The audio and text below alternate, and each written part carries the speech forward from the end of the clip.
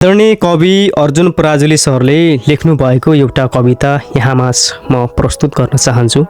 उहाँले लेख्नु भएको एउटा कविता देशप्रेमी हुन्छ।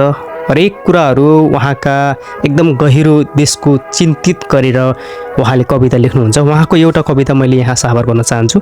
उहाँले लेख्नु भएको छ, कविता यसरी सुरु हुन्छ। कसैले पनि राजा बन्छु म भन्ने थिएन, तिमीहरू राजा नबनेको भए। चोर देश छोड भन्ने नारा बन्ने थिएन, तिमीहरू राजा नबनेको भए। चोर देश छोड भन्ने नारा बन्ने थिएन, तिमीहरू राजा नबनेको भए। कुलमानको नम्बर 0 आउने थिएन, तिमीहरू राजा नबनेको भए। मरेको मान्छेले मलामी नपाउने थिएन, तिमीहरू राजा नबनेको भए।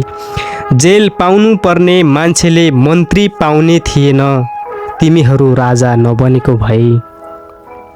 तिम्रो मुटुले जुलुस देख्दैमा ढ्याङ्ग्रो बजाउने थिएन, तिमीहरू राजा नबनेको भए। तिमीलाई नेता बनाउने जनता तिम्रै विरुद्धमा जाग्ने थिएन, तिमीहरू राजा नबनेको भए। तिम्रो अनुहार सम्झिँदैमा थुकौँ थुकौँ लाग्ने थिएन, तिमीहरू राजा नबनेको भए।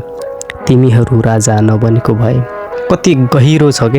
हुन चाहिँ अहिले देशमा राजा आओस् भन्ने चाहना सबै अहिले नयाँ पुस्ताका युवाहरूले चाहनुहुन्छ।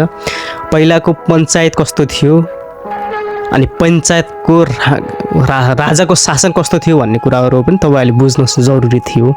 तर अहिले ती राजा भन्दा यिनीहरू महाराजा भए। त्यसैले अहिले एउटा राजाले खाए पनि खाओस्।